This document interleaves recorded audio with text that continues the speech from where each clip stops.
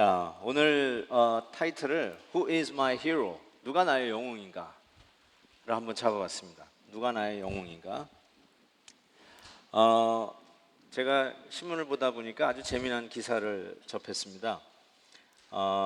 외계인 신드롬이라고 하는 그 기사였는데 여러분 우리는 각자마다 이 외계인 신드롬, 제가 지금 칼럼을 쓰다가 내려왔는데 외계인에 대해서 이렇게 그리워하는 그 뭔가가 있습니다. 뭔가 이렇게 슈퍼 파워를 가지고 우리의 문제를 즉시 해결해 줄 수 있는 정의의 사도, 그런 외계인에 대한 그 열망, 동경들이 우리 모든 사람들의 마음속에 있다고 생각합니다. 저는 어렸을 때 이런 만화 영화를 보고 컸습니다. 슈퍼맨, 배트맨, 아톰. 저거 아세요? 황금박쥐? 아세요? 저랑 비슷한 세대에 사셨군요. 우리 형제들 모르죠?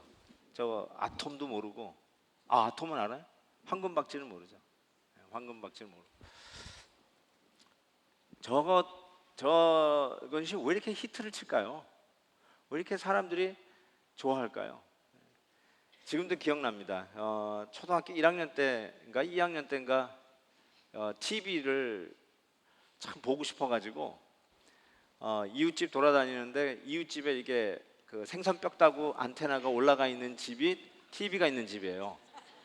그래서 어떡하든 그 집 아이에게 잘 보여가지고 그 집한테 들어가가지고 TV를 봤는데, 그 TV를 봤는데 처음으로 그 집에, 그 흑백 TV죠 당연히, 본 그 만화 영화가 슈퍼맨이었어요. 저거는 이제 영화로 나온 슈퍼맨이지만 슈퍼맨이 그 만화 영화로 나온 그거를 보면서 그렇게 재미있었던 기억이 납니다. 그래서 참 집에 이 생선뼈 따고 올라가 있는 집을 굉장히 부러워했었던 어린 시절이 기억이 나기도 합니다. 어렸을 때요, 저런 걸 보면서 꿈을 키웠어요. 너무너무 멋있는 거예요. 모든 사람에게는 아마 저런 그 슈퍼 파워를 가진 자들에 대한 그 동경이 있었을 것 같아요. 저는 저 황금박쥐를 굉장히 좋아했습니다. 지금도 그 뭐라 그러죠? 그 노래를 제가 기억해요. 황금박쥐 어디에서 머무느냐 황금박쥐. 기억나세요? 나 이거 연습한 거 아니에요. 그냥 내 몸에 배어 있어요, 저게. 그 정도로 그 어렸을 때 이 슈퍼 파워에 대한 여러분은 뭐죠? 캐티인가? 캔디 뭐 이런 거. 저는 그런 거 안 봤는데 어쨌든 그런 게 다 있었던 것 같습니다. 근데 요즘 우리 한국 사람들에게 지금 오는 신드롬이라고 한 것이 아까 얘기하는 외계인 신드롬입니다. 이 별에서 온 그대, 참 이게 얼마나 인기가 많은지요. 제가 이 기사를 읽어보니까요, 이 사람이 도민준인데 이 사람의 나이가 지금 400살이 넘었대요. 근데 왜 한국에서는 이 사람 때문에 모든 여자들이 지금 다 뒤집어졌느냐? 이 사람의 그 초능력이 이렇게 뭐 이렇게 하면은 안 보이는데 그냥 사람을 막 뒤집어 버리고, 자동차가 낭떠러지에 떨어지는 것도 탁 막을 수 있는 힘이 있고, 그리고 순간적으로 자리 이동을 합니다. 딱 하면 내가 밖에 나가 있고 딱 하면 다시 들어오고 이런 식이고, 그리고 이렇게 음성을 들을 수 있어요. 그래서 저기 주인공 여자가 전지현인데, 전지현이 와 그러면은 착 가서 도와주는 그런 순간 이동이 가능하니까 그렇게 하고, 또 이렇게 어려울 때는 모든 시간을 딱 스톱을 시켜요. 스톱 딱 해가지고는 모든 게 스톱되는데 거기를 걸어다녀. 그래가지고 이렇게 픽스하고, 좌우지간 그런 초능력을 갖고 있는 바로 외계인이에요. 저 별에서 왔대요.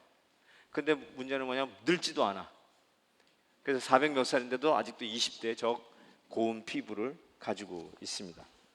그런데 여자들이 제일 넘어가는 부분이 어딘가 봤더니 이 외계인은 사람의 타액, 침을 묻히면 죽는데요.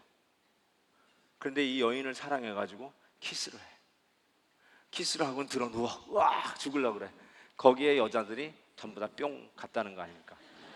죽을 각오를 하고 뽀뽀를 한다는 거야. 야, 나는 얼마든지 뽀뽀해 줄 수 있는데 죽을 각오 안 해도 되는데 나는. 어쨌든 이런 모습 속에서 사람들이 뭔가에 대한 이 초능력, 나의 문제를 단박에 해결해 줄 수 있는 힘, 그러면서도 이 슈퍼맨의 그 기질 속에 뭐라 그럴까요? 바늘로 찌르면 피 한 방울 안 나올 것 같은 냉철한 인간이 아니라 피가 철철 흐르는 따뜻한 인간. 심지어는 자기의 목숨을 잃을지도 모르는 위험을 무릅쓰고라도 그 여인에 대해서 사랑에 키스를 해줄 수 있는 남자. 와, 참 모든 걸 다 갖춘 남자죠. 모든 것이 완벽한 남자. 근데 문제는 뭐냐? 외계인이라는 거죠. 그것이 이제 문제라는 거죠. 외계인. 여러분, 우리에게는 어쩌면 다 이런 외계인에 대한 동경이 있다라고 저는 생각합니다.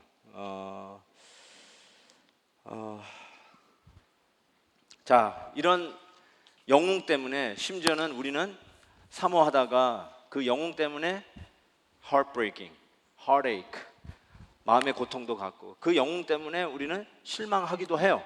영웅 때문에 소망을 갖기도 하지만 영웅 때문에 완전히 우리가 삶이 뿌리채 흔들리는 그런 위기도 맞이하게 됩니다.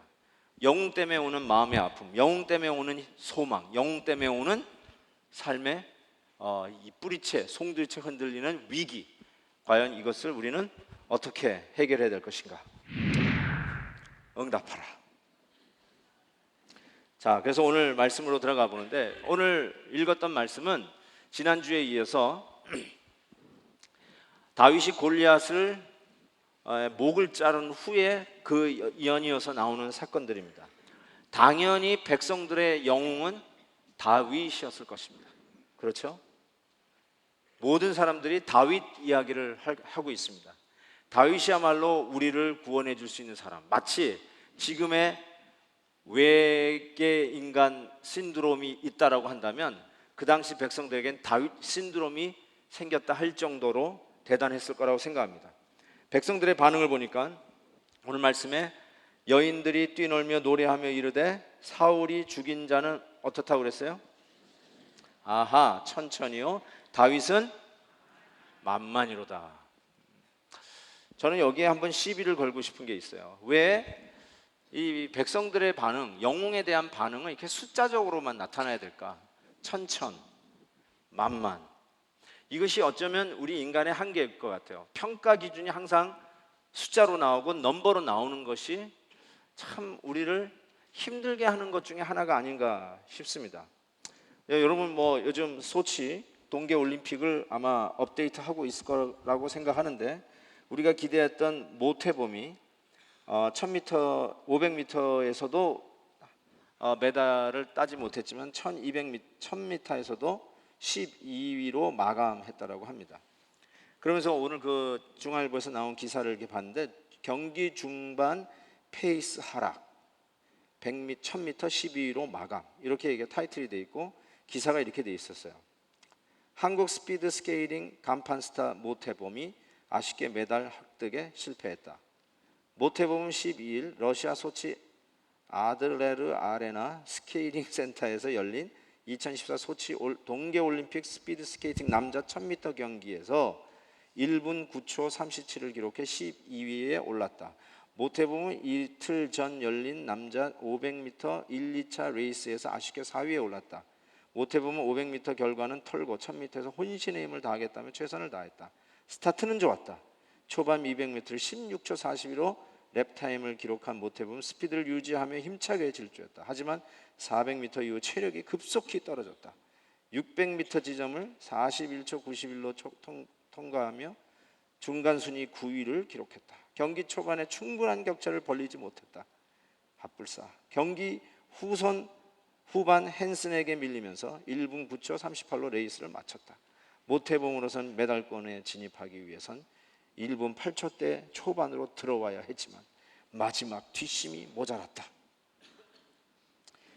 이 기사를 읽으면서요, 좀 답답했어요. 저는 우리 박병기 목사님이 원래 이 스포츠 기자 출신인데 아마 박 목사님은 더 잘 썼으리라고 생각합니다. 전부 다 보니까요, 뭘 여러분이 의시하면 다 숫자예요. 숫자. 전부 점수예요. 점수 얘기하는 거예요. 어쩌면 우리가 한국의 그 입시 제도 때문에 그런 건가? 전부 다 그냥 점수로 사람을 평가하는 것이 우리가 아주 쩔어 있어서 그런 건가? 그래서 우리 한국은 당장 금메달을 따야 돼. 그죠? 은메달을 따도 아쉽네요. 동메달을 따도 네, 아주 아쉽게 됐습니다. 조금만 잘했으면 금메달 이러지. 훌륭하게 동메달 땄습니다. 정말 영광스러운 은메달 땄습니다. 이런 얘기를 하는 해설을 별로 들어본 적이 없습니다. 요거는 뭐 어떤 기사가 아니라 김연아 경기 해설을 어떤 분이 꼬집어서 이렇게 비교한 건데 한번 재밌어서 한번 올려봤어요. 이게 어쩌면 우리가 왜 이 영웅 때문에 오는 문제가 이런 사고 구조 때문에 오는 게 아닌가 싶어요. 이랬어요. 한국 사람은 저 기술은 가산점을 받게 되어 있어요. 점수하고 연결해요. 근데 서양은 나비네요. 그렇군요. 마치 꽃잎이 사뿐히 내려앉는 나비의 날개짓이 느껴지네요. 얼마나 멋있는 평가예요. 있는 그대로 보지 그걸 항상 점수하고 연결하지 않는 걸 봐요. 또 코너에서 착지 자세가 불안정하면 감점 요인이 됩니다. 왜 이렇게 꼭 해설을 해야 되는지 모르겠어요. 근데 서양에서는 음반 위에 쓰다듬으면서 코너로 돌아옵니다. 실크가 하늘거리며 잔물결을 경기장에서 흩뿌리네요. 이렇게 좀 해설을 해야지. 또 봤어요. 저런 점프는 난이도가 높죠. 경쟁에서 유리합니다. 참 이런 것도 좀 섭섭해요. 또 하나 볼까요? 경기를 완전히 지배했습니다. 금메달이네요. 금메달. 그때 서양 이 해설자는 울어도 되나요? 정말이지 눈물이 나네요. 저는 올 밤에 언제고 기억할 겁니다. 이 경기장에서 연하의 아름다운 몸짓을 바라본 저는 정말 행운아입니다. 감사합니다. 신이시여. 야, 이렇게 해야죠. 예? 금메달이에요. 이거를 한마디로 얘기한다면 이걸 이렇게 얘기할 수 있어요. 영웅 우상주의입니다. 백성들의 다윗에 대한 반응은 사울은 천천히요, 다윗은 만만이라고 표시한 것은 정확하게 이 사고 구조예요. 영웅을 우상시하는 사고 구조예요. 영웅 우상주의. 바로 그 영웅 때문에 산다라고 하는 것이죠. 영웅이 나의 삶이라는 거죠. 영웅이 내가 살 이유죠. 그 영웅에 대해서 완전히 그 영웅 때문에 나의 모든 삶이 결정된다고 이야기하는 영웅 우상주의. 백성들은 그와 같이 다윗을 올렸습니다. 여러분 참 우리에게도 영웅들이 많아요. 그렇죠? 여러분들 뭐 영웅이라 해가지고 뭐 그냥 위대한 뭐 허큘레스 이런 사람들, 전쟁의 영웅 이렇게만 꼭 생각하지 말고요. 실은 우리 이민 생활의 영웅은 누굽니까? 우리 이민자들의 영웅은 누구예요? 제가 생각하기로는 자녀들 같아요. 이민 온 이유가 10중 8구 자녀라고 얘기합니다. 저희 부모님도 우리 때문에 왔어요. 한국에서는 도저히 우리 아이들 대학 공부를 못 시킬 것 같다.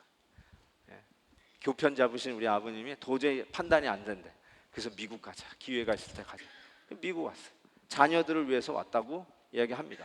잘못됐다는 게 아니라 어쩌면 많은 분들이 맞는 말 같아요. 이민 생활의 성공은 무엇으로 좌지우지하냐? 자녀들의 성공으로 따질 수 있을지 모르겠어요.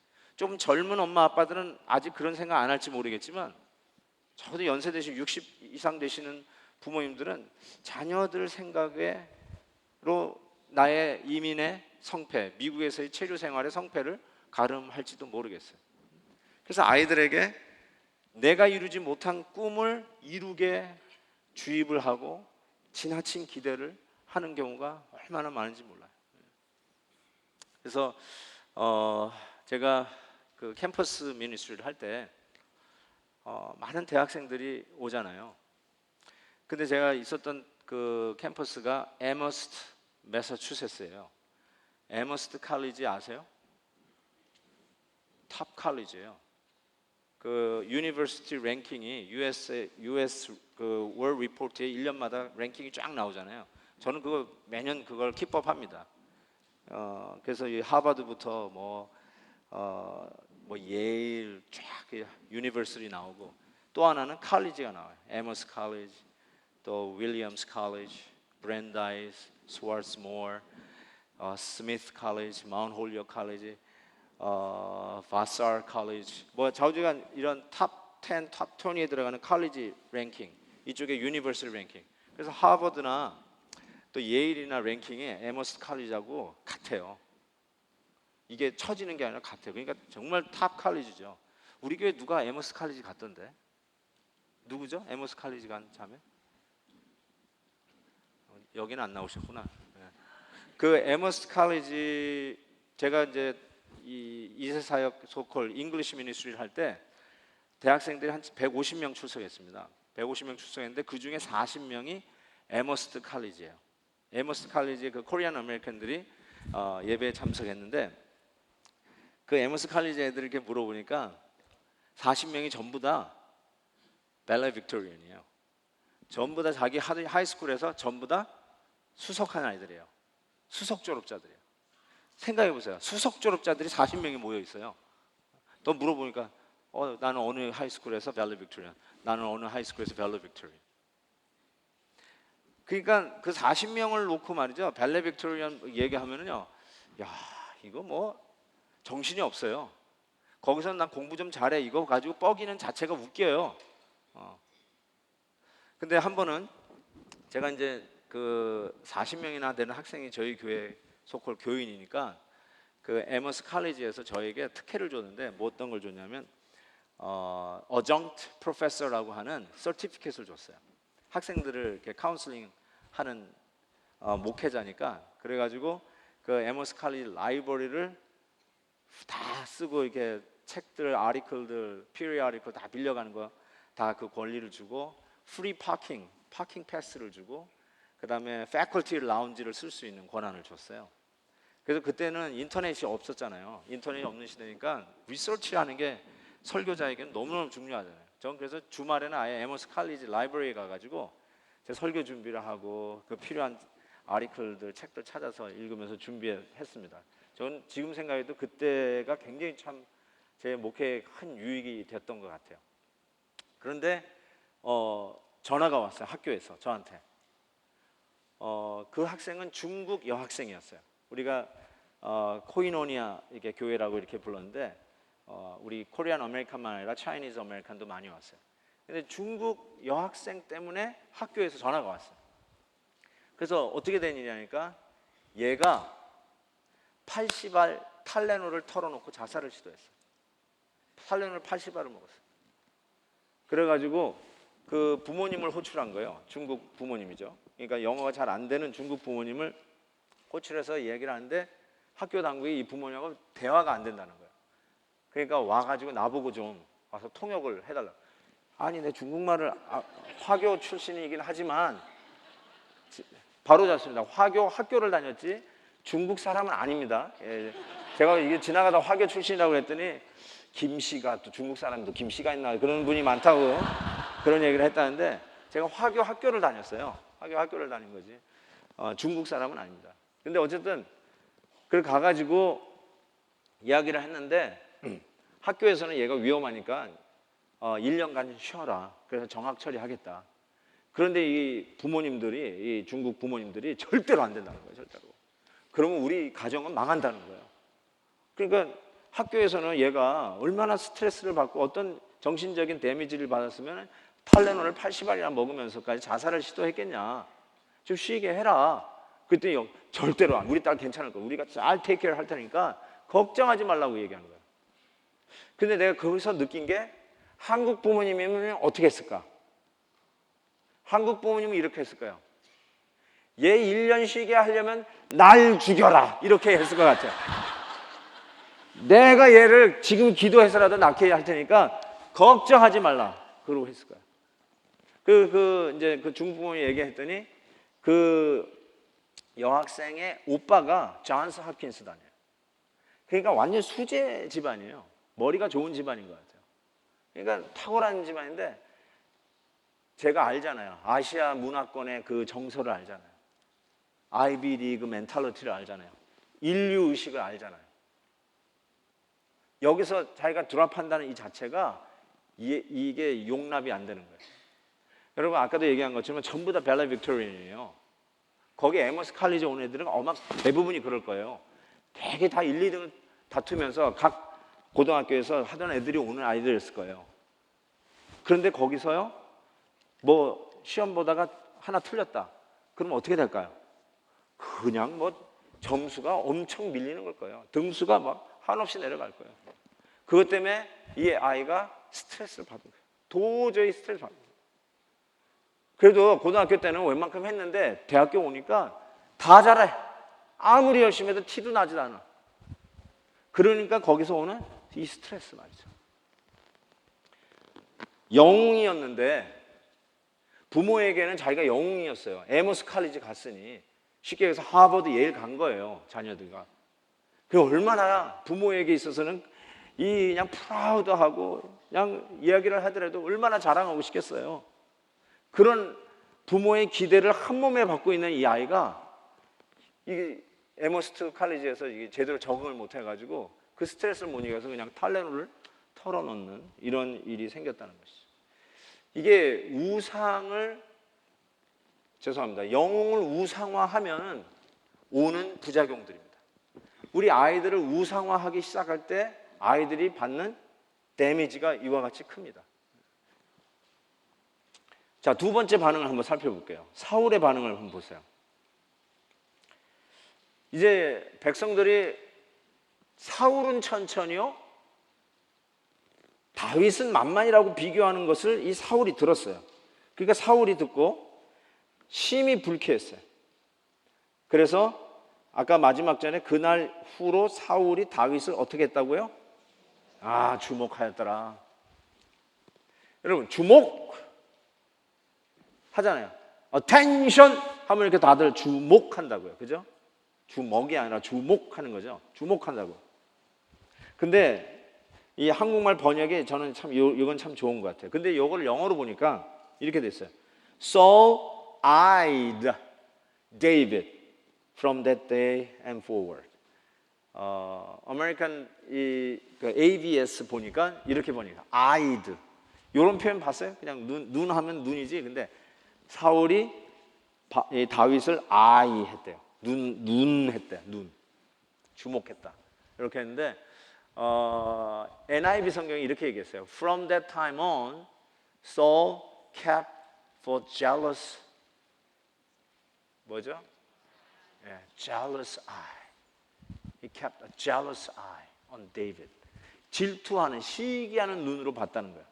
주목하여 본지라. 여러분, 누구를 우리는 주목합니까? 보다가 보니까 군계일학, 탁 튀는 한 사람을 주목합니다. 다들 이렇게 C학점 받았는데 누구 하나만 클래스에서 A학점을 맞았어요. 튀었어요. 그러면 주목합니다. 그렇죠? 주목하게 돼 있어요. 튀면 주목합니다. 표면에서 부상하기 시작하면 주목하게 됩니다. 근데 이 튀는 사람을 시기하는 자가 반드시 있습니다. 백성은 이 튀는 다윗을 영웅화하고 영웅을 숭배하는 우상화까지 갑니다. 근데 사울왕은 영웅이 튀어나오자 그 영웅을 숭배하는 게 아니라 시기합니다. 끄집어 내릴 생각을 하고 주목한다고 얘기했어요. 이게 굉장히 중요한 부분인데요. 여러분 한번 생각해 보세요. 교회라는 컨텍스트 아니면 여러분 나름대로 일하는 일터, 직장에서도 여러분 경쟁할 수 있잖아요. 같이 동료들하고 여러분 선의의 경쟁을 할 수 있는데 여러분이 잘했어요. 탁월하게 잘했어요. 그러면 여러분의 사장이나 상사가 여러분을 주목하여 봅니다. 여러분을 주목해요. 근데 한편으로는 저놈 잘 앞으로 키워주면 되겠다라고 하는 선의의 주목도 있을 수 있지만 또 한편으로는 저거 잘못하면 나를 앞질러 가겠네 라든지 같은 급의 동료들은 야 쟤가 나보다 먼저 앞서 가겠네, 나보다 더 많은 봉급을 받을 수 있겠네, 야 이건 자존심 상한 일이야, 이런 차원에서 시기적인 주목을 할 때가 있다는 것이에요. 그렇죠? 전혀 이해 안 되세요? 그럴 수 있죠. 그러면 교회는 어떨까요? 교회에서 누가 튀었어요. 톡했다는 말이 아니라 이렇게 잘 튀었어요. 잘 튀었어요. 자, 그러면 어떻게 해요? 어떻게 해야 맞아요? 격려해야죠. 칭찬해줘야죠. 잘했다고 해야죠. 그런데 격려하고 칭찬해주고 막 천천히요, 만만히요, 막 이렇게 얘기할 때 옆에서 시기하는 사람은 누구냐면 천천히라는 소리를 들은 사울왕은 시기하기 시작합니다. 교회에서는 누가 시기할까요? 네? 누가 시기할까요? 예를 들어서 우리 정유성 목사님이 찬양 인도를 너무너무 잘해. 그래서 내가 야 탁월하다. 그리고 어쨌든 올해 주제곡은 정유성 목사님이 작곡한 거 아닙니까? 이런 곡 함부로 나오는 게 아니잖아요. 네? 영감이 있고 영성이 있고 하나님이 은혜 주셔서 한 거가 다 최고의 곡이다. 네. 그러면 다른 사람들이 동의해서 예 맞습니다. 그런데 튈 때 누가 주목할까요? 누가 정유성 목사를 주목할까요? 맞아요. 정유성 목사 자리를 탐내는 제2의 정유성이 주목하여 볼 거예요. 누가 제2의 정유성일까? I don't know. 누구? 고영권? 알았어.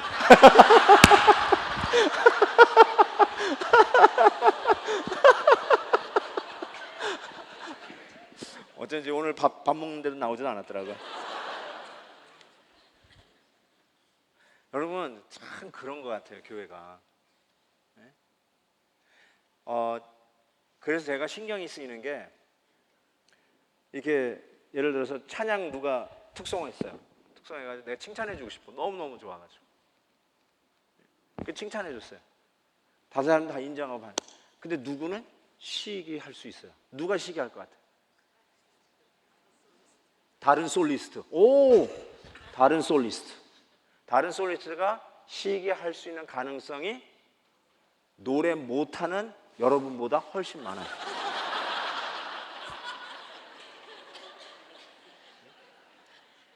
그렇죠? 우리 박 집사님 난 솔로 너무 좋아하는데 야, 저런 목소리가 없어. 남자가 어떻게 저렇게 근데 막 띄워주고 싶은데 누가 시기할 수 있어요. 여러분 우리 자녀들도 막 나와서 막 하는데 우리 막 띄워주고 싶어요.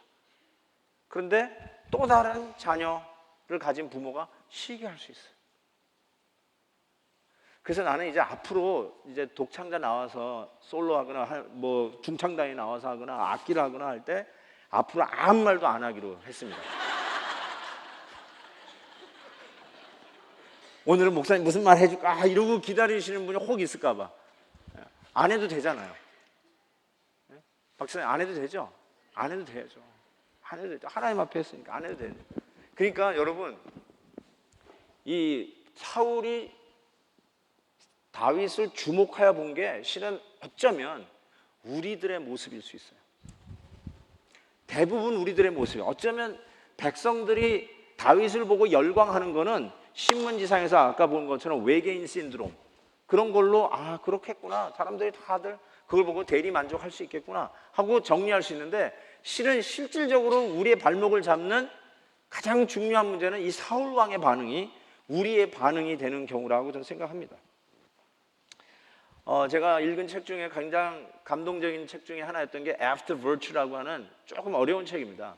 한 300페이지 되는 책인데 알렉스 맥킨타이어라고 하는 바로 이 교수님이 쓴 책입니다. 아직도 살아계세요 보니까.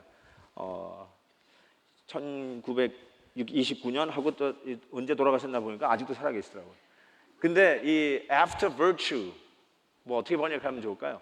virtue를 따라서 virtue는 우리가 이제 덕이라고 이렇게 번역이 되는 건데 참 이분은 이제 아리스토텔레스 윤리학 전공 교수입니다. 뭐 듀크에서 밴더빌트에서 예일 대학에서는 비지팅 스칼러로 또 영국에서 공부하셨고 하여튼 모든 참 유명한 대학에서 굉장히 많이 가르치신 석자 교수이시기도 하신데 이분 이 After Virtue라고 하는 이 책에서 아주 재미난 걸 다뤘어요. 고대 사회의 도덕적 개념 형성 과정에 영웅들이 역할을 해요. 영웅들이. 예를 들어서 여러분 지금이야 우리는 헌법이 있잖아요. 법이 있잖아요. 그러니까 그 법대로 우리가 이렇게 해야 옳고 이렇게 하면은 불법이어서 페널티 맞는다. 뭐 하다못해 교통법규도 그 법대로 하는 거 아니에요. 근데 옛날에 그런 법이 없었을 때 고대 사회에 무슨 법이 있어요? 뭐 가장 처음에 성문화된 법전이 뭐 함무라비 법전이라고 하는 말이 생각이 나는데 혹시 그 전에 더 일찍 된 법전이 발견됐는지 모르겠어요. 어쨌든 제 학창 시절에는 함무라비 법전이었던 것 같은데 그 전에 고대 사회에는 그러면 옳고 그름을 뭘로 증명? 어떻게 얘기하냐?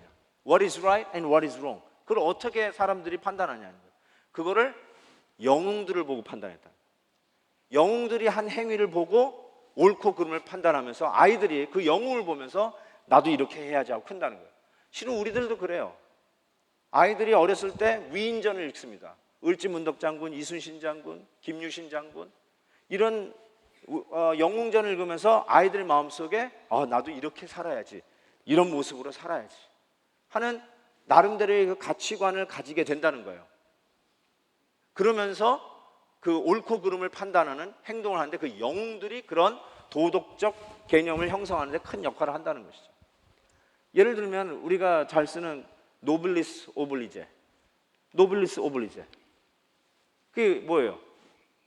그 앞에 선 사람들이 쉽게 얘기해서 리더가 먼저 희생한다. 노블리스 오블리제. 누가 비전 주차장에다가 주차를 하느냐? 노블리스 오블리제. 앞선 자들이, 교회 재직들이 먼저 가서 비전 주차장에 주차하지 않으면 어떻게 우리 새로 오신 성도들이 아니면 우리 청년들이 어떻게 비전 주차장에 가서 주차하랴? 노블리스 오블리제. 우리 목사님들부터 가자. 담임 목사부터 가자. 그래서 저도 가요. 노블리스 오블리제. 근데 여러분 한번 생각해 보세요. 노블리스 오블리제를 했어요. 근데 그 정도는 웬만한 걸 할 수 있어요.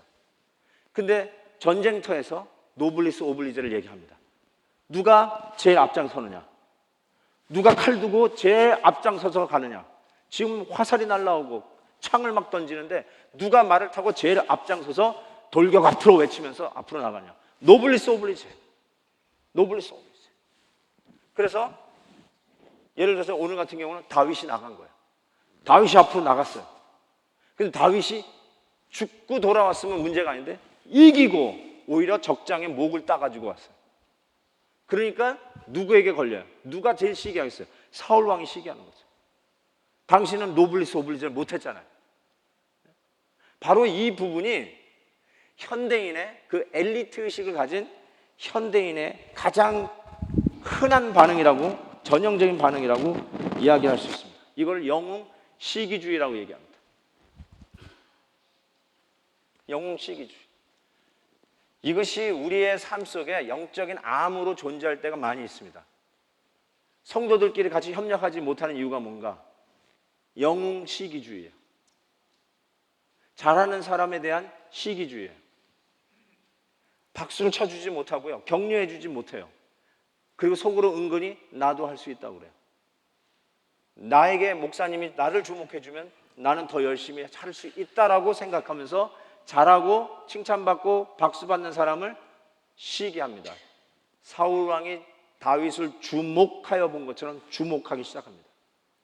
그러면서 자꾸 차별화한다라고 생각하고 불평등하다고 생각하고 unfair하다고 하는 생각을 사탄이 자꾸 집어넣어주기 시작합니다. 영웅 시기주의. 교회에서는 이걸 극복하셔야 된다고 저는 생각해요.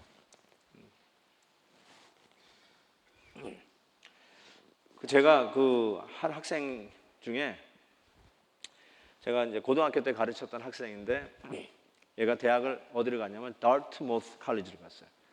다트모스 칼리지가 아이비리그 대학 중에 하나인 걸 아시죠? 저 뉴햄프셔에 있죠. 그 거기에 이제 우리 한국 사람이 총장이었다가 지금 세계은행 총장으로 가셨죠. 그 이름 누구죠? 예, 너무 잘하시네요. 어쨌든 그 다트모스 칼리지를 갔는데 그 아버지가 장로님이세요. 장로님이신데 얘를 이제 의과대학 보낸다고 보낸 거예요. 근데 얘가 언더를 끝내고 나서는 의과대학을 안 가겠다고 그러는 거예요. 그러면서 그 한바탕 붙었어요. 아버지하고. 야, 네가 거기를 안 가면 나는 너를 여기 이 뼈 빠지게 돈 벌어가지고 여기 학비 내면서 너 여기 보낼 이유가 없었다. 그러면서 이제 붙은 거예요. 그러니까 이제 고등학교 때 가르쳐줬던 제가 생각이 나가지고 아버지하고 아들이 저한테 상담하러 왔어요. 그래가지고 이제 얘기를 하는데 이거 어떻게 좋겠습니까?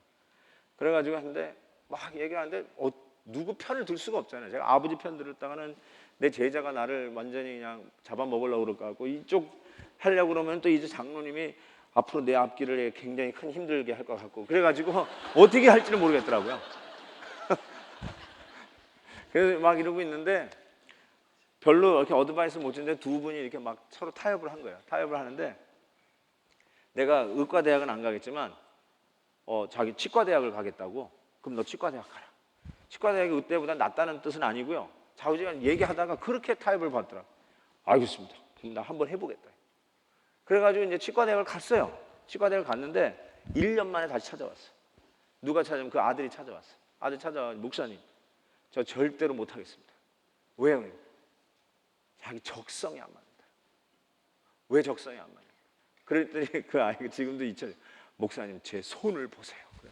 네 손이 어떤? 손이 보니까 이따만해요. 소뚜껑만 해. 목사님, 내 이 손으로 환자들을 보면 환자들 입 다 찢어집니다.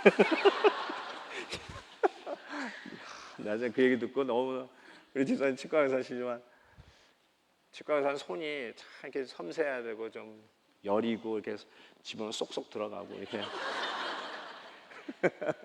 그래야지 환자가 안 그러면 턱 다 빠져요. 자, 근데 아버지가 와가지고 그렇게 하자는 거예요. 그러면서 이제 나중에 그 장로님 와가지고 하는 말이 내 친구 장로가 아들이 의대를 갔다는 거야. 얘 반드시 가야 된다는 거예요. 여러분 다트모스를 아무나 갑니까? 아이비리그인데. 그러니까 충분히 할 수 있는 재능인데 이 자식이 안 간다는 거야. 그래서 나로 하여금 아주 그냥 그 루저, 내가 이 패배감을 느낀다는 거야. 누구에게? 친구 장로에게. 여러분 웃었어요? 오케이. 앞으로 그런 비슷한 소리가 여러분에게 들리면 여러분 어떻게 해야 돼? 내가 어떻게 할까요? 그러면 안 돼요. 이게 뭐냐면요, 영웅 시기주의예요. 그걸로 딴 사람이 아니라 자기 자식을 잡아요. 이게 얼마나 힘든 일이겠어요. 자, 그럼 오늘 진짜 본격적으로 요나단의 반응을 보고 싶어요. 요나단의 반응을 보니까요, 다윗이 사울에게 말하기를 마침에 요나단이 마음이 다윗의 마음과 뭐가 됐을까요? 옛날 성경에 연락되어 이렇게 됐을 거예요 아마. 근데 새 번역에는 하나가 되었다. 그 다음에 요나단이 그를 자기 뭐같이? 생명같이 사랑하니라. 그날에 사울은 다윗에 머무르고 그의 아버지 집으로 다시 돌아가기를 허락하지 아니하였고, 요나단은 다윗을 자기 생명같이 사랑하여 더불어 뭘 맺냐면 언약을 맺습니다. 요나단이 자기가 입었던 뭘 줘요? 이거는 왕자가 줄 수 있는 옷이에요. 겉옷은 항상 권위를 상징합니다. 겉옷을 주고, 다윗에게 자기의 또 뭘 줬을까요? 군복도 줬어요. 그 다음에 칼까지 줬어요. 또 활도 주고 마지막에 띠도 주었습니다. 이거 하나하나 제가 일부러 가로를 쳤어요. 왜냐하면 하나하나가 굉장한 의미가 있습니다. 요나단이 다윗에게 준 게 언약을 맺은 것 정도로 해도 되는데 겉옷을 주더니 군복, 칼, 활, 띠를 줬다고 했어요. 띠. 여러분 지난 주일날 우리 계시록 강해 중에 예수님의 모습에 가슴에 무슨 띠? 금띠를 했다고 그랬어요. 그게 굉장히 의미가 있어요. 권위 상징이고요. 그게 임금의 상징이에요. 금띠라는 자체가. 그러니까 이 띠가 무슨 띠냐? 여러분 그의 신분을 나타내는 띠입니다. 가끔 이렇게 뭐죠? 그 TV 드라마에서 사극들 보면 띠가 굉장히 중요한 것을 나타내는데 머리띠라든지 허리띠 이게 계급이에요. 되게 그걸로 구별을 할 수가 있어요. 멀리서도 아 저분이 높은 분이다 낮은 분이다 그 띠를 보면 알 수 있는데 띠도 줬다. 왕자의 띠를 줬다. 이거 굉장한 모든 권리 다 그 앞에서 칼까지 활까지 내어주는 이 모습을 보면 요나단이 한 행위가 굉장히 너그럽다 이렇게만 판단할 게 아니라 굉장히 상징적인 의미로 자기가 가진 것들을 다윗에게 넘깁니다. 뭘 넘겼을까? 뭐 우리는 알아요. 가만히 있어도 요나단은 왕이 될 수 있어요. 왕의 아들이에요. 그런데 요나단은 압니다. 바로 사무엘이 다윗에게 기름 부은 걸 알아요. 차기 왕이 우리같이 이렇게 투표로 뽑는 것도 아니고 옛날 다른 열방같이 그 아버지의 아들로 이렇게 해서 올리는 것도 아니고 적어도 하나님의 인치심으로 기름 부음으로 하나님이 왕을 세우는 걸 아는 요나단의 입장에서는 자기가 차지할 왕의 위치라고 생각하지 아니하고 다윗의 것이라고 하면서 자기의 왕권을 차기 왕권을 하나하나 다 넘겨주는 상징적인 모습이라고 할 수 있습니다.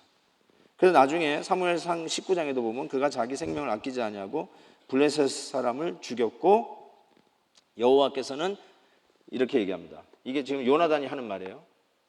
여호와께서는 온 이스라엘을 위하여 뭘 이뤘다? 큰 구원을 이루셨으므로 왕이 이를 보고 기뻐하셨거늘 어찌 까닭 없이 다윗을 죽여 무죄한 피를 흘려 범죄하려 하시나이까. 아버지를 말리면서 하는 말인데 자 여기에서 이제 드디어 요나단의 반응이 뭔지를 우리가 알게 됩니다. 뭘까요? 요나단의 반응이 뭐예요? 보세요. 지금 다윗이 골리앗을 때려잡은 모습을 보고 백성들은 영웅 우상주의로 갔어요. 그런데 그것을 사울은 천천히요 다윗은 만만이라고 하는 백성들의 반응에 흔들린 사울 왕은 저놈 봐라 하면서 시기의 반응으로 그를 주목했어요. 영웅 시기주의로 갔어요. 근데 요나단은 어쩌면 가장 시기해야 될 자리에 있었고 가장 배척할 수 있는 라이벌인 요나단의 입장에서 그가 어떻게 다윗의 그 골리앗 장군 이긴 거를 이해하냐면 그가 자기 생명을 아끼자고 전쟁에 나갔다. 노블리스 오블리제죠. 그렇죠? 생명을 아끼지 않냐고 나갔다. 그리고 승리를 거둔 거는 다윗이 어렸을 때부터 실력을 갈고 닦아서 이긴 것이 아니라 물맷돌 자체가 화력이 좋거나 기술이 좋아서라기보다 이렇게 얘기했어요. 이게 바로 포인트예요. 여호와께서 온 이스라엘을 위하여 큰 구원을 이루시는 것을 왕이 보셨거늘. 하나님이 하셨다는 것을 요나단은 봤어요. 다윗이 한 게 아니다 이건. 하나님이 하셨다. 왜 그런가? 하나님이 다윗을 차기 왕으로 인치셨다는 것을 여기서 압니다. 그리고 심지어는 이렇게 얘기하죠. 이 큰 구원, 그냥 보통 구원이 아니라 큰 구원, 차기 왕이라는 뜻이죠. 왕이 이를 보셨거늘. 사울 왕도 그걸 처음에 인정했을 텐데 아니 어떻게 아버지 그럴 수 있냐고. 하나님이 인정하고 하나님이 세워서 하나님이 우리에게 이 큰 구원, 큰 승리를 이루게 하셨는데 어찌하여 다윗을 죽여서 무죄한 죄를 피를 흘리게 하려고 하십니까? 라고 얘기합니다. 이게 요나단이 한 반응이었어요. 요나단은 정말로 다윗을 생명처럼 사랑했습니다. 여기서 우리가 볼 수 있는 게 뭐냐면 요나단은 영웅을 우상시하지도 않았고 영웅을 시기하지도 않았어요. 요나단은 다윗 넘어 큰 구원을 이루시는 하나님을 봤어요. 이게 바로 우리가 이 시대에 해야 할 모습이에요. 영웅 때문에 자빠지고 영웅 때문에 시기하고 영웅 때문에 내 인생 망쳤다고 하면서 영웅에게 모든 것을 블레임하고 세워줬더니 대통령 뽑아줬더니, 장관 해줬더니, 심지어는 교회 안에서 장로 뽑아줬더니 이런 말까지 해요. 누가 누구를 뽑아요? 예? 성도 여러분, 누가 누구를 뽑아요? 그렇죠. 거기서 잘못된 거예요. 내가 뽑았다고 생각해요. 자꾸. 맞아요. 여러분이 일렉션 해요. 근데 자꾸 내가 뽑았다고 생각해요. 그게 사울의 잘못이었어요. 백성들의 잘못이었어요. 근데 요나단은 그렇게 안 봤어요. 여호와께서 큰 구원을 이루셨다. 다윗이 골리앗을 때려잡았다. 이렇게 얘기 안 했어요. 여호와께서 큰 구원을 이루셨다. 영웅 뒤에 역사하시는, 영웅 넘어 참된 영웅을 보는 시야를 요나단이 가졌기에 그는 자기의 그 위치를, 자기의 왕좌를 다윗에게 내려줄 수 있었다는 것이죠. 저는 왜 여기서 예수 그리스도를 보려고 하냐면요, 제 그 설교 철학이 여기서 나왔는데 누가복음 24장 27절에 보면, 잘 보세요. 모세 오경입니다. 모든 선지자, 대선지서, 소선지서입니다. 글로 시작하여 모든 성경에 쓴 바, 틀림없이 시편, 잠언, 전도서 다 들어가 있죠. 쓴 바, 예수님이 하시는 겁니다. 그 엠마오로 가는 두 제자에게 하는 말인데, 자기에 관한 것을 자세히 설명하니라. 예수님이 구약 성경을 엠마오로 가는 두 제자에게 펼쳐서 설명하기 시작했어요. 우리 지금 바이블 스터디를 했는데 이렇게 얘기하는 거예요. 구약의 말씀에 자기에 관한 것을 자세히 설명하시죠. 구약에 예수님이 있다는 거예요. 구약에 예수님이 있어요. 그래서 다윗 넘어 예수님을 봐야 된다는 뜻이 거기에 있는 거예요. 그래서 여기서 자기에 관한 것이 바로 누가복음 24장 66절에 나오는데, 그리스도의 고난과 영광에 대한 이야기가 모세오경, 선지서, 시편에 다 있다는 뜻이에요. 그래서 뒤에 보니까 이렇게 얘기했어요. 누가복음 24장, 또 이르시되 내가 너희와 함께 있을 때 너희에게 말한 바 곧 모세의 율법과 선지자의 글과 시편에 나를 가리켜 기록된 모든 것이 이루어져야 하리라 한 말이 이것이라 하시고, 이에 그들의 뭐가 열었어요? 마음을 열어 성경을 깨닫게 하시고. 제가 단연코 말씀드립니다. 여러분이 구약을 읽으면서 예수 그리스도를 못 보면 여러분은 마음도 안 열리고 성경을 못 깨닫는 거예요. 성경을 읽으면서 예수 그리스도를 봐야 되고 예수 그리스도가 거기에 있다는 거예요. 뭐가 있냐면 십자가가 있고 부활의 영광이 거기에 다 있다는 거예요. 그래서 예수님이 그거에 대해서 설명을 하는 때 비로소 엠마오로 가는 이 두 제자의 마음이 어떻게 됐다고요? 가슴이 뜨거워졌어요. 이런 거였구나. 예수를 성경에서 보기 시작할 때, 즉 십자가를 보기 시작할 때 드디어 성경을 보는 눈이 열리기 시작했다는 뜻이에요.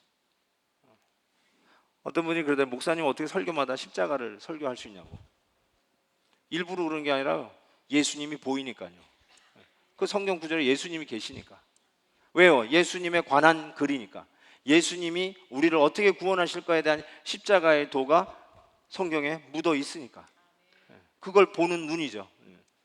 그걸 풀면 성도들이, 저는 이런 확신을, 이 십자가의 도가 풀리면 마음이 열리고 가슴이 뜨거워지기 시작하고 성경이 이해되기 시작하는 거죠. 아, 성경이 이런 거구나. 사서삼경 읽는 거하고는 좀 다른 거구나. 예수 그리스도의 이 십자가의 도가 여기서 보이는 거예요. 그래서 다윗을 공부하지만 다윗처럼 되라는 말을 할 수가 없는 이유는, 요나단도, 바로 그 시대에 있었던 요나단도 다윗 넘어 여호와께서 우리에게 큰 구원을 이루신 것을 아버지도 보았거늘, 바로 요 목격하는 장면, 다윗이 한 게 아니라 하나님이 하셨다는 걸 보는 거예요. 영웅 뒤에 넘어 있는 영웅을 우리는 반드시 봐야 한다는 것입니다. 그래서 여러분 아시는 바로 마태복음 1장 1절, 아브라함과 다윗의 자손 예수 그리스도의 세계라, 혹은 계보라.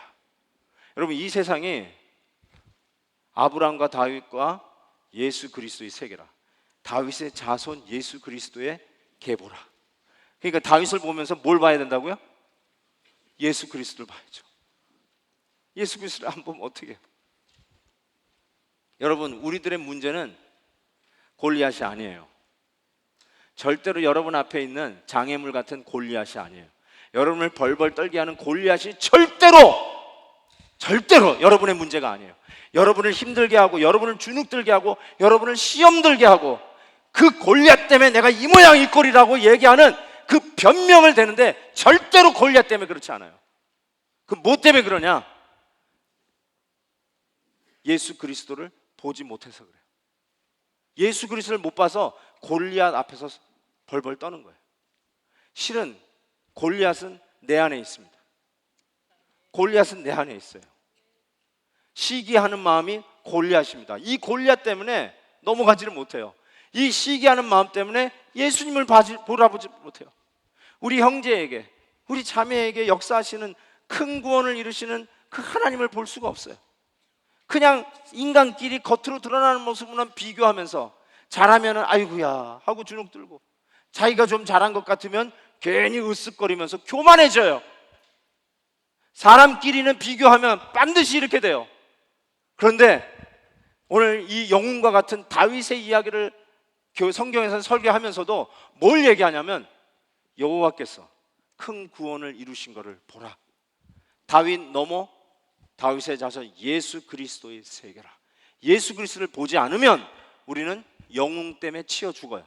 영웅 숭배주에 들어가든지 영웅 시기주에 들어가든지 둘 중에 하나로 갈 수밖에 없어요. 그것이 우리 인간의 연약한 모습이에요. 우리는 잘하는 사람 뒤에 역사하시는 하나님을 보고 격려해 줄 수 있어야 돼요. 하나님 앞에 영광을 돌릴 수 있어야 돼요.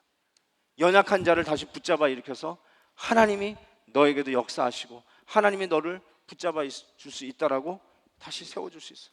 여러분, 우리 안에 있는 골리앗 때문에 실은 예수님을 못 보는 경우가 너무나 많이 있어요. 여러분, 누구 때문에 예수님 못 보십니까 지금? 여러분 마음속에 크게 자리 잡고 있는 골리앗이 있어요. 그게 여러분 자식일 수 있어요. 내 소원을 안 이루어지고 내 뜻대로 전공을 안 하고 내가 원하는 대로 대학을 가지 않은 그 자식 때문에 아직 예수님을 못 볼 수 있어요. 어떤 분은 내 남편일 수 있어요. 난 영웅하고 결혼했다고 생각했어요. 그런데 그 영웅하고 결혼한 꿈은 3개월 만에 깨졌어요. 영웅이 아니었어요. 완전 좁쌀 영감이었어요.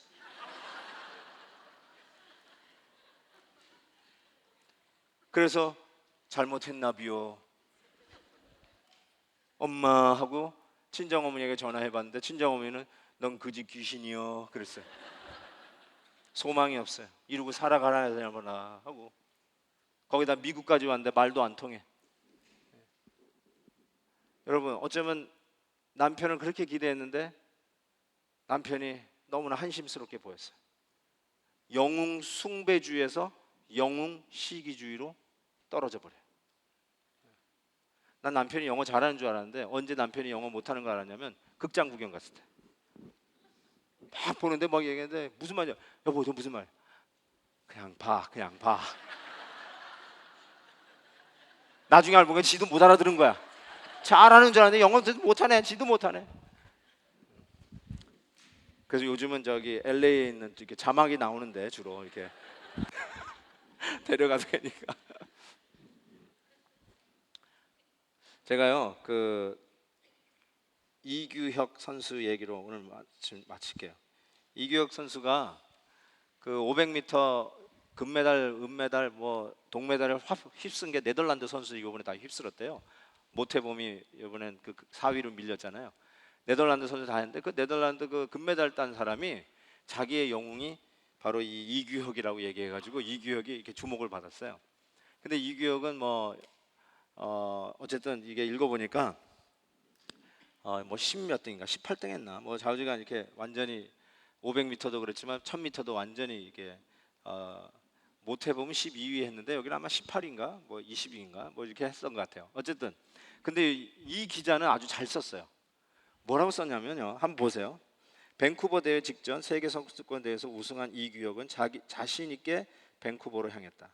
막상 경기일에는 몸이 무거웠고 마음은 더 무거웠다. 그가 상위권에도 들지 못할 때 11년 후배 모태범이 한국의 남자 빙속 첫 금메달을 따냈다. 이규혁은 1000m 레이스를 끝낸 뒤 빙판에 드러누워 회한을 시켰다. 힘겹게 일어난 그는 컨디션이 나빠 안 되는 걸 알면서 도전하는 게 너무 슬펐다며 울었다. 끝난 줄 알았던 이 규혁은 다시 일어났어요. 그리고 어린 후배들과 경쟁해서 당당하게 태극마크를 달고 이번 소치 올림픽에도 갔는데, 이규혁은 소치에 와보니 이렇게 얘기했어요. 이전과는 올림픽이 달리 보인다. 지금까지 난 반쪽 올림픽만 본 것 같다며 웃었다. 이규혁은 메달 대신 감동을 전했다. 그가 진정한 올림피언이었다. 나 이걸 보면서요, 난 좀 모릅니다. 이분이 어떤 분인지 잘 모르고 그냥 기사로만 읽었는데, 여러분, 이분이 올림픽 선수에게 금메달은 우상이에요. 영웅이에요. 금메달 따면 영웅 되는 거예요. 근데 다 따놓은 건 줄 알았는데 밴쿠버 그 동계올림픽 때 못 땄나 봐요. 그리고 오히려 한참 후배한테 졌어요. 그러니까 완전히 그냥 허망해진 거죠. 그런데 다시 뭔가 이 사람에게 변화가 생겼어요. 다시 치고 일어나서 다시 올림픽 자격을 따가서 이번에 또 나갔어요.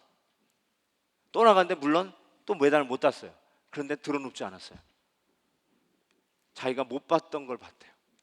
올림픽, 여태까지 자기는 반뿐이 못 봤는데 올림픽을 다 봤어요. 올림픽을 인조이 했다고 그랬어요. 너무 멋지다고 그랬어요. 너무 신나게 하고 왔다고 그랬어요. 그의 모습 속에서 제가 보는 게 바로 요나단의 모습이었어요. 왕좌를 내줘도 절대 패자가 아니라 오히려 승자같이 보이는 요나단의 모습을 보는 것 같아요. 자기 안에 있는 골리앗을 제껴버리고 자기 안에 골리앗을 제거하고 다시 믿음으로 서는 진정한 승리자로 서는 챔피언으로 서는 이 사람을 봤어요. 여러분 안에 있는 골리앗을 제거하십시오. 골리앗 뛰어넘어 그 골리앗을 제거할 수 있는 우리 주 예수 그리스도 주를 바라다 보십시다. 그래서 히브리서 기자는 이렇게 얘기했습니다. 믿음의 주여, 믿음의 챔피언이요, 우리의 믿음을 온전케 하실 우리 주 예수 그리스도를 바라보라라고 했습니다. 그래서 오늘 이 시간에 나의 이 해결되지 않는 이 골리앗의 문제를 우리 주님을 바라다 보면서 해결하기를 원해요. 어떻게 해결할지 잘 모르겠지만 주님 바라보시면 해결할 수 있는 길이 열릴 것 같아요. 우리 이 찬송하면서 정말 하나님 앞에 진지하게 우리 앞에 있는 영웅 때문에 상처받고, 영웅 때문에 시기하고, 영웅 때문에 넘어지고, 영웅 때문에 예수님을 못 봤는데 영웅 너머의 예수 그리스도를 보고 다시 일어설 수 있기를 바라요. 어떻게 그 누구 때문에, 그 무엇 때문에 예수님을, 그 사람 때문에 가려 예수님을 못 보고 어떻게 이렇게 살 수 있겠어요? 그렇죠? 우리 자식 때문에, 우리 남편 때문에, 우리 앞에 알짱거리는 그 장애물 때문에 왜 예수님을 못 보는 거예요? 요나단은 다윗 넘어 예수님을 봤어요. 우리의 진정한 챔피언을 봤어요. 그것이 진짜 왕 같은 요나단으로 우리 앞에 세우게 합니다. 우리 이 찬송 부르면서 우리 주님 바라다 보는 시간이 되길 바랍니다.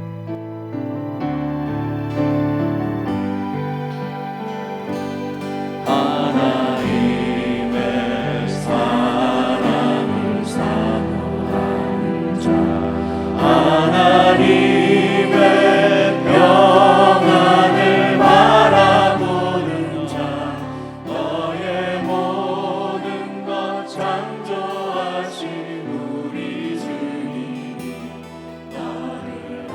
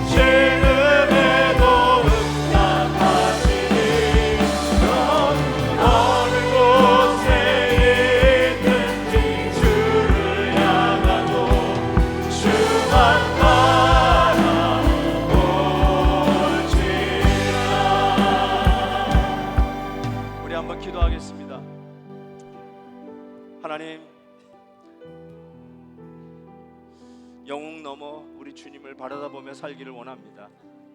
우리 앞에 보이는 사람 때문에, 그 누구 때문에 실망하고 넘어지고 자빠지고, 그 영웅이 너무 커서, 나에게 준 상처도 너무 크고, 나에게 준 기대도 너무 커서 그 영웅 때문에 주님 바라다보지 못하고 사람 보며 신앙생활했던 것 같은 나의 뒤안길에 너무 부끄러워서 하나님 앞에 회개합니다. 영웅 넘어 주님 보고 가겠습니다. 실망함이 없는, 상처 주심이 없는, 영원히 동일하신 우리 주님 바라다보면서 이제부터 신앙의 발걸음을 다시 뛰겠습니다. 주님만 보고 달리겠습니다. 주님만 보고 다시 시작하겠습니다. 그 누구 때문에 상처받은 거, 누구 때문에 넘어진 거, 남 블레임하는 거 전부 다 씻어내시고 우리 주님 바라다보고 가십시다. 이제 진정한 우리의 챔피언 보고 가십시다. 하나님, 우리 가족들은 내 영웅이라기보다는 내 사랑의 대상이요, 내가 품어야 할 대상이요, 내가 믿어줘야 할 대상이라고 생각해요.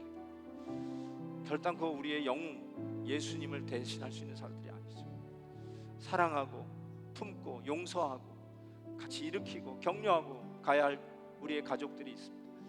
그리고 우리 베델의 식구들, 혹시 마음이 좀 불편한 대상이 있다면 품읍시다. 사랑해줘야 할 대상입니다. 그 사람 때문에 신앙생활에 손해보지 마세요. 하나님 앞에 가서 그 변명 통하지 않습니다. 누구 때문에 신앙생활 잡쳤습니다. 그거 절대 안 통합니다. 주님 바라다보고 여러분 신앙생활 다시 시작할 수 있기를 바랍니다. 이제는 여러분의 시야에 주님만 보일 수 있기를 바랍니다. 우리 다 같이 한번 여러분 앞에 있는 골리앗을 제거하고 주님 바라다보면서 새 출발하는 결단의 기도가 있기를 바랍니다. 기도하십시다. 오 주여, 이 시간에 우리 하나님의 귀한 백성들이 다시 하나님 앞에 엎드립니다. 하나님 앞에